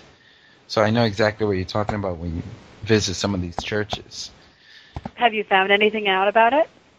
The only thing I found out about it, that it's rumored that it was built on tunnels, and as a kid, I went into the lower basement of it where they have 3 archbishops buried.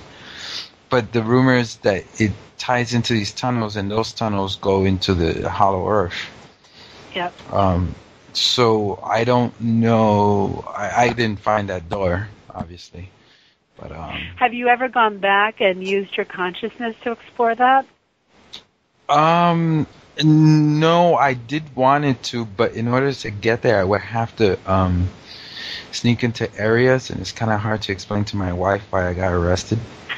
But Who knows? I mean, if you go back into an out-of-body experience and you actually imagine, this is how I teach people to do this too, is you imagine yourself standing there, and then you explore it with your consciousness, and you see what other dimensional things you find there too, and you can actually go into Hollow Earth that way. Yeah. The one thing I know about church is that the basement is lined with so much crystal quartz crystal. So they have a lot of... The basement is. Yeah, the basement. So they have a lot of small little rocks, and then all around it, like in a circle. Now you're actually bringing this up in my mind now. Around the 3 tombs that they have, the Archbishop is all lined with crystal quartz, and I don't think that's an accident. I never thought about it, but you're bringing it up into my mind now. Well, that's how it works, because we start to remember things like that, and then it's like remembering a dream. You know, you remember a section of it, and then when you start talking about it, you start remembering more, or you start thinking about it, or you start remembering more, and your consciousness is expanding into that memory, into that living place, which is still there. You know, because time is an interesting thing when we start, traveling through it with our consciousness. So that experience that you have is still very much alive on the timeline someplace. And all you have to do is go back into it, access it, find the frequency of it, expand it, and then you're actually really there. Yeah. I'll definitely work on that tonight. As far as past life experience, how far back can you remember, or any glimpse? Well, my personal experience, I have traced most of me through the majority of lifetimes here, and then it goes off planet. Yeah. So I've reincarnated many times here, but I've also, my consciousness is a star consciousness, so it comes from another place. And then once I've incarnated biologically here, I've stayed here as a consciousness for a long time. And, after you leave a physical body, you have the option to go incarnate someplace else. No. Yeah, so you don't think there's one school of thought that thinks that we're stuck here. Once we incarnate here, we have to go through the quote-unquote ascension process with the planet before we get out of here. Well, that's great. But see, here's my thought, because I really believe that what you think is what you manifest, and I just don't think that. I think that, I have a choice to do whatever I want when I'm done here, and that's my reality. So that's really what I experienced in my own experiences over the course of my life.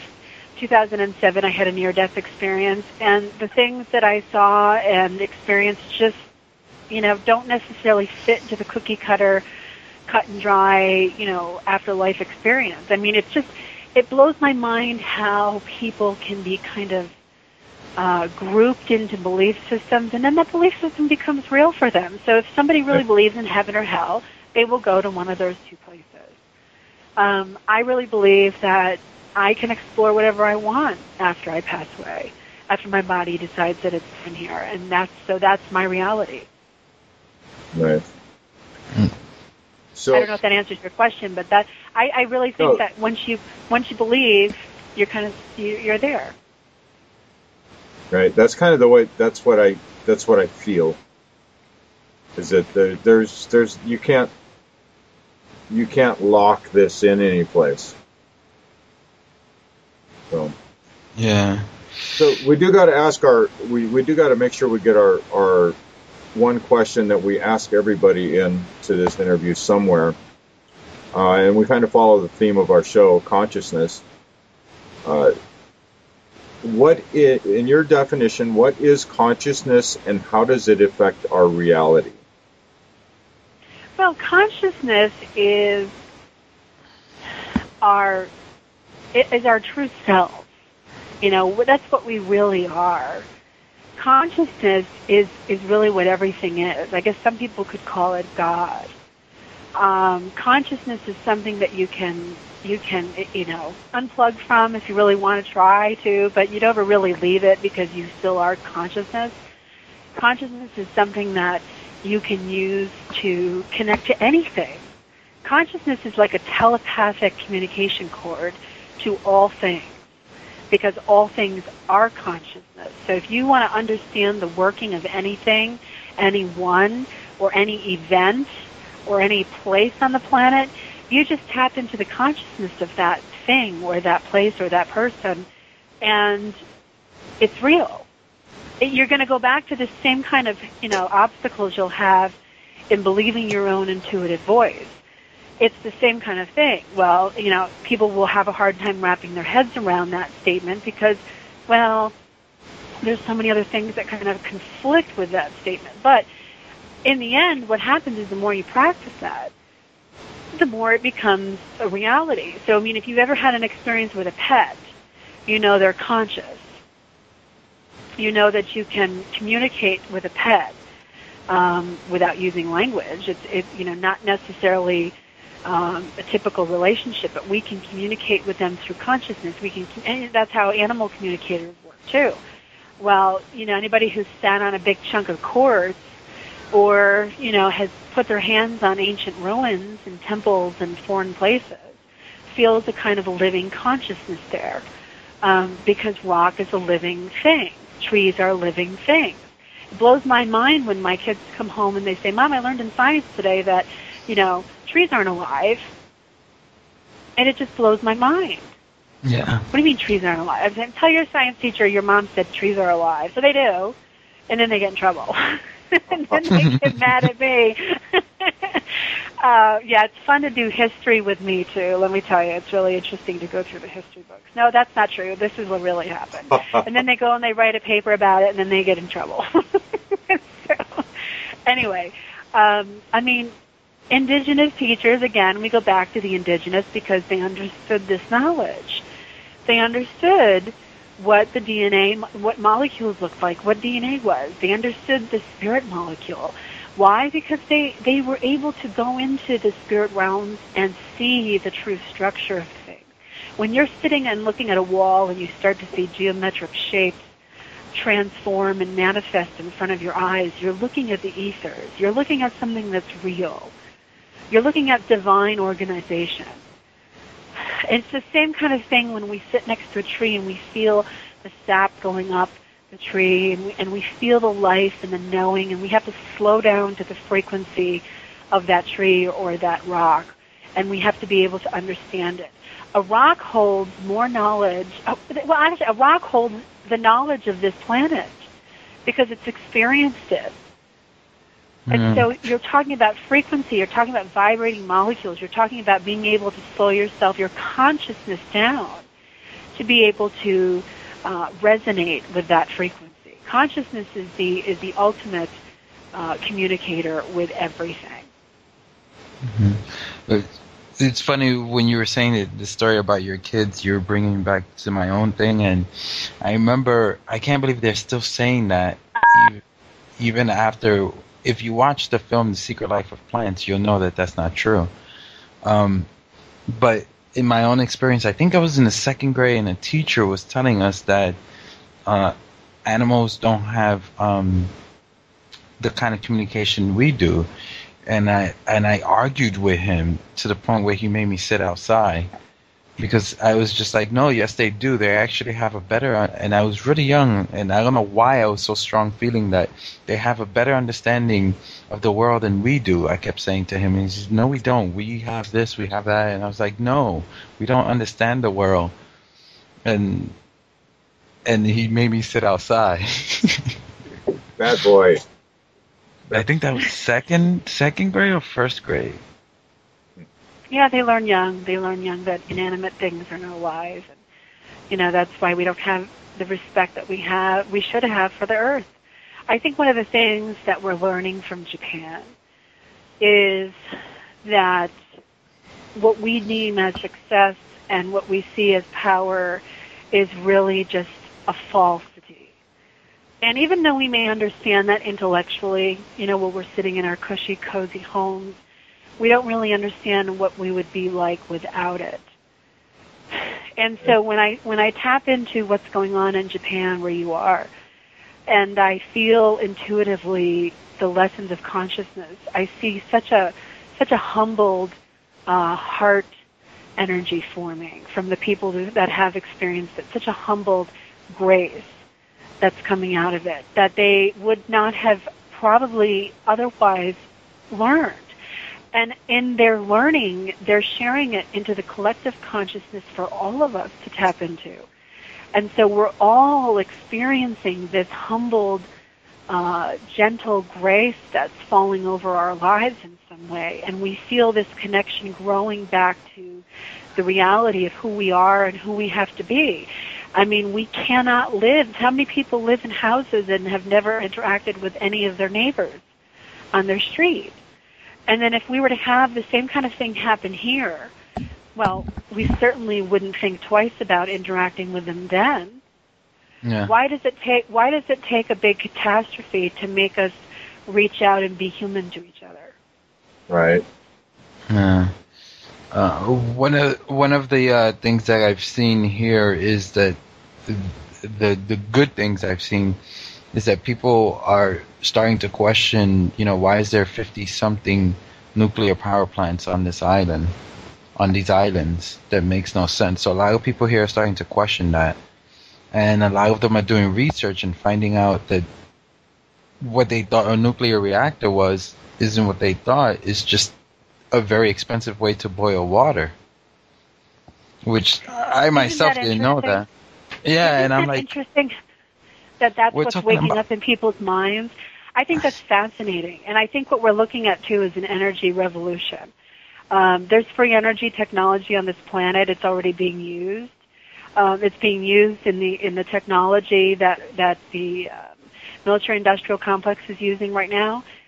And they can't let people know because they've weaponized it. They're using it as a weaponization form of weapon. And basically, there's two sides to the coin with that technology. It can free all of us.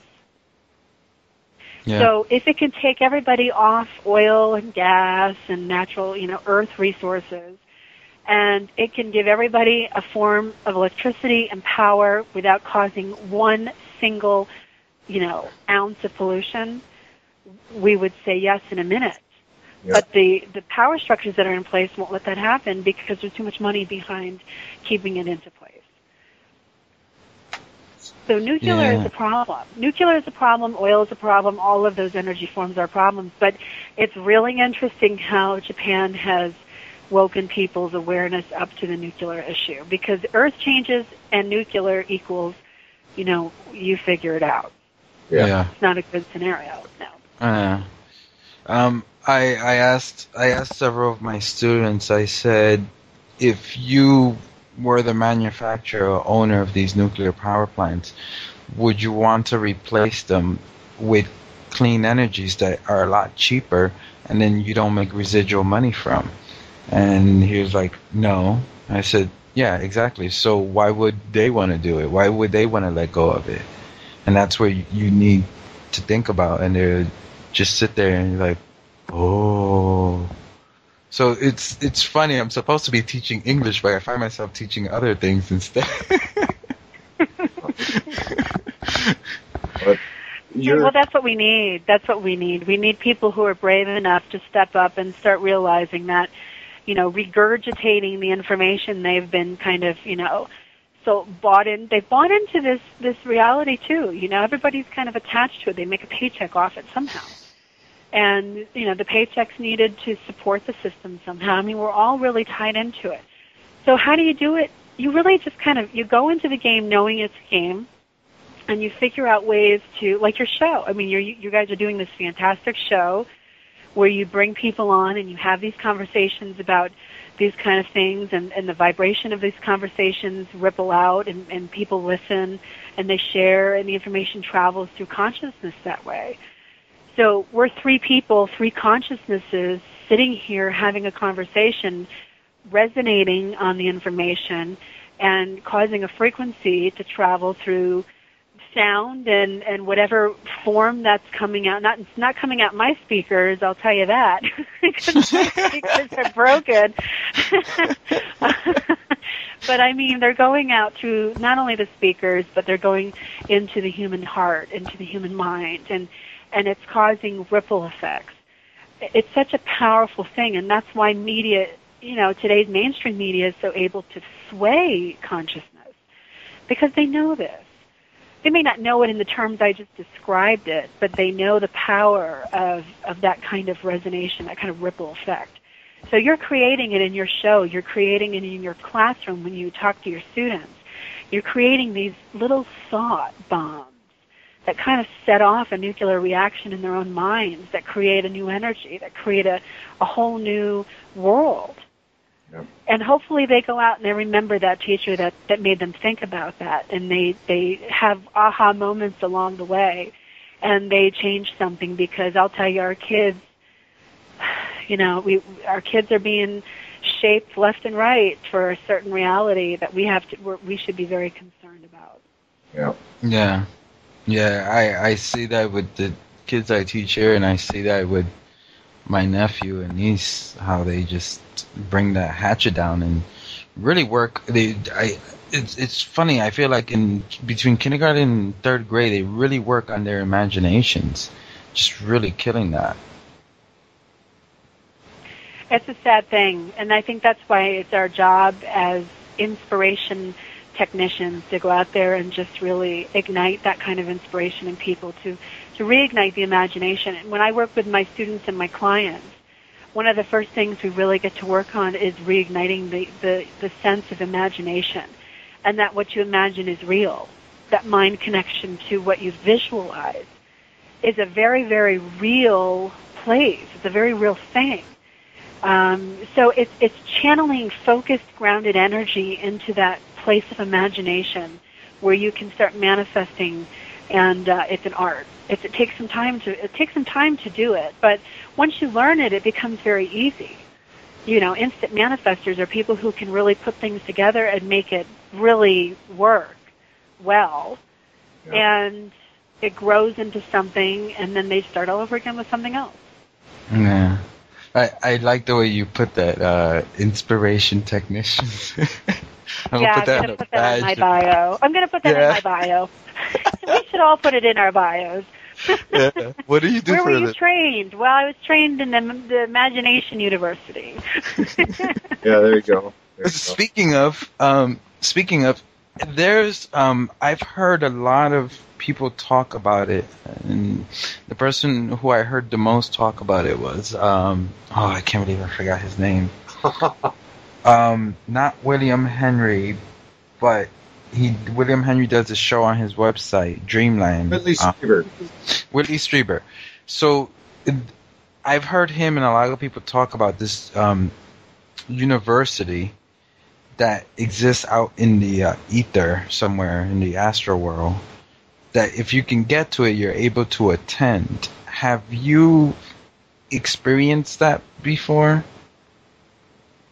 Well, I think they're talking about, everybody's got a different word and a different description, but, the Akashic records and the collective consciousness. I mean, if you consciously enter into the collective consciousness, it is like a university. You can go in there and you can find information about anything. Anything. Imagine if everything that's ever been thought, or, everything is there. Collective consciousness, not just human consciousness, all consciousness. I mean, it just blows the mind, the endless possibilities of information there. I mean, you can just go anywhere in there. It's like the greatest encyclopedia that ever existed. You just focus your intention on what area you want to see into, and you can definitely channel that information into your writing, into your artwork, into whatever it is that you're doing, into your research too. So I mean, I definitely have experienced that. Yes. Would I call it a university? I guess you could. I mean, I Whitley and William, I have great respect for, but they tend to do things a little more on the technical side than I do. I'm more of a touchy-feely, intuitive person. So yeah. I don't really mesh with them. I love Mark Gray, who I love William Henry, all those guys. They do great stuff, but to me it's the dream world. To me it's the dream time. Yeah. I was gonna say, I'm gonna start calling you. Your new name for me is gonna be Triggering Raimo, because as you talk, sometimes you're triggering memory in my head, so I remember things and put things together, and so that's your new nickname for me. Okay, well, we're actually burned this hour up pretty quick, but I do want to. Don't we have 3 more hours, Hillary? Well, we actually, in the archive, we've got as long as we want. So, but I do want to touch on one more thing that before we do get out of here. There's, I feel this too. Energy coming in from the cosmos right now it is intensified and it's different, and it's been coming for a few years now. But the last few months, there's just been wave after wave after wave after wave. Can you talk? I'm sure I know you know what I'm talking about. Can you talk about it a little bit, please? Oh yeah, sure. I mean, it's a galactic orgasm. Oh, nice. It's a galactic orgasm. I mean, that's really what we're watching. I mean, we're watching energy come through the center of our galaxy, the galactic core. And what's really coming through there is this really incredible energy. You can go there with your consciousness. You can experience it. You can look at it. You can step into it. It's quite the experience. And what's happening is this energy is coming through. And this can be scientifically proven too. If you trace it, if you choose to trace it scientifically, you can. And what's happening is this energy is resonating out through all the different suns in our galaxy. And our suns are radiating it to all the different planets. And all the different planets are resonating it to all the different life forms on each planet, through the water, through the earth, through, whatever biological life is on it. And so we really are all experiencing this. And then on a bigger level, too, we're looking at, an even more, what's the correct word I'm looking for? More of an etheric energy coming from the core of the universe. And Carl Coleman kind of describes it as this tree kind of energy, this tree-looking thing where all of these galaxies are rotating up to a central point.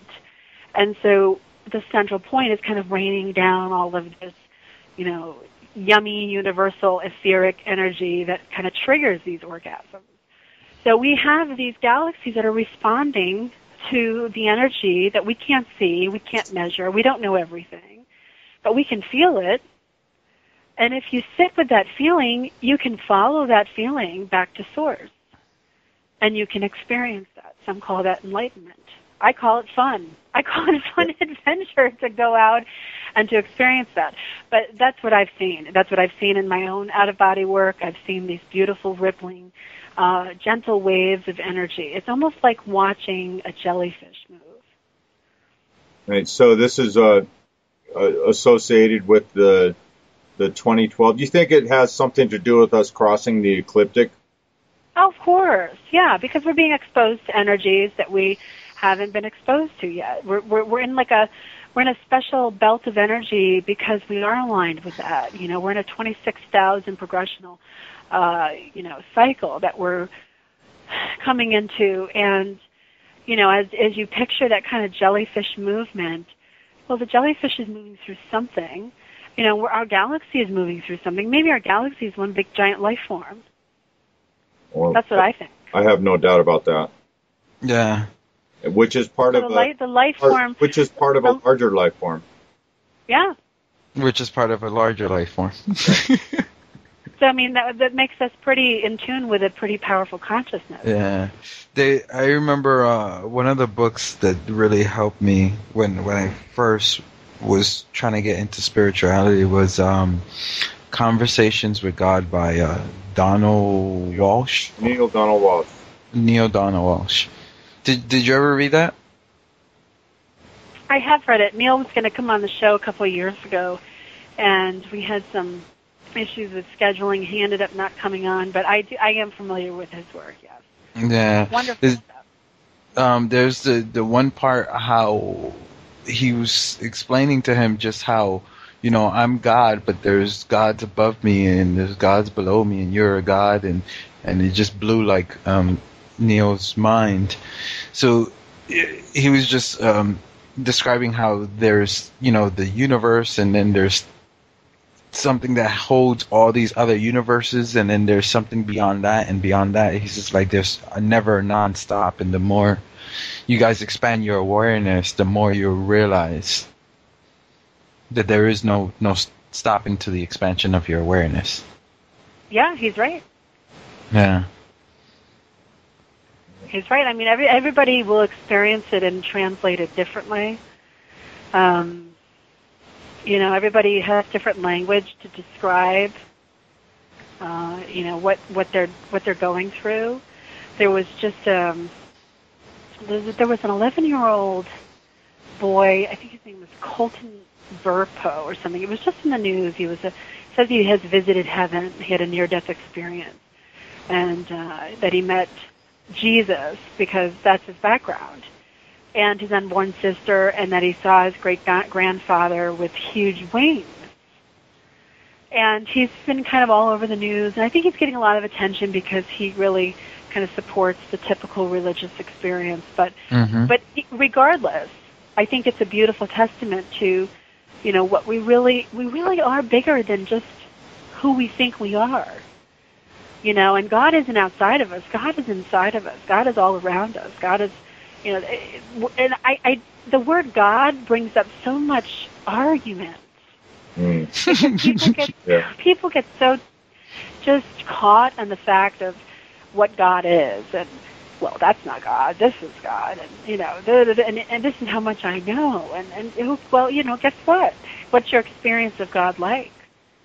Yeah, I watched this documentary that we have on our website. It's called what's it called, Tom? The One, or This Is One? Oh yeah, The One. Yeah, The One. So they asked this teenage kid who's homeless, and you can tell he's going through rough times in life, and they asked him, what is God? And he says, well, if God can't accept all of us, then I want nothing to do with him. And that statement coming from a 17-year-old homeless man, it just floored me. I was like, wow, he's so on point. Well, he's also had a very enlightened life. He's had to give up everything. Yeah. I think our attachments are what really keeps us from experiencing that. So the more you are attached, the more you're pretty grounded to, whatever reality someone else wants you to experience. Right. Yeah. It's okay. Well, I know it's getting late there, Hillary. Oh yeah, it's 10:30 over there. So we're going to go ahead and let you go, I suppose. I really don't want to. We would like to get you on again sometime in the future. So I know Ramon feels the same way. This has been fantastic. Yeah, you're very articulate with explaining these things, and I really like that. I really appreciate it. Well, thanks for having me on. It's actually been a really fun 2 hours. I've done 2-hour shows before, and they're not always as relaxed and just easy flowing as this one has been. So I appreciate it. Really, thank you. Well, that's because we have no idea what we're doing. Yeah, it's the only reason. If we were professionals about this, I'd have 5 sheets full of pages, and I would just go right through it. Nah. It's probably my Skype calling you finally. Oh. Yeah. For those of you listening, I couldn't connect for anything on my Skype tonight, these poor guys. Thank you so much for putting up with my technologically challenged self over here.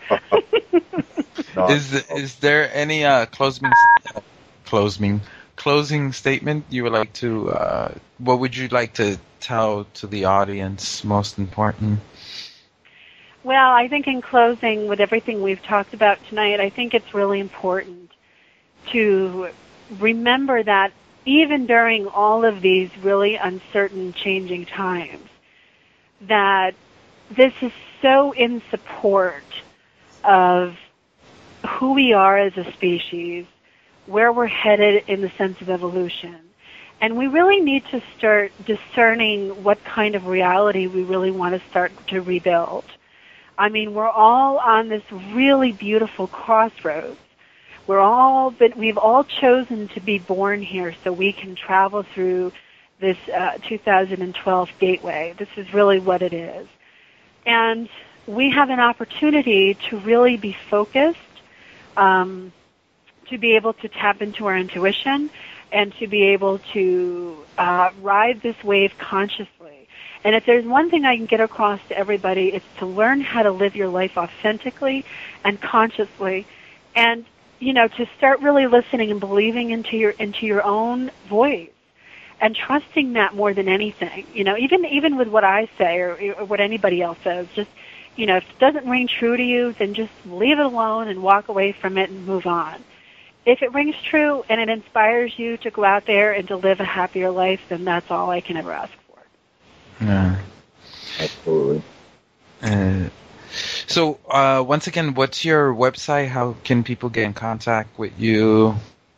They can go to my website at hillaryraimo.com. It's RAIMO.com. They can listen to my show every Thursday night on Achieve Radio, or World Puja Network, which airs on the first and third Mondays of every month. And I have a really big following on Facebook and things like that for people to interact with me, or they can contact me through my website. And I also do private sessions. I do phone sessions to talk about any of the topics that I've shared tonight.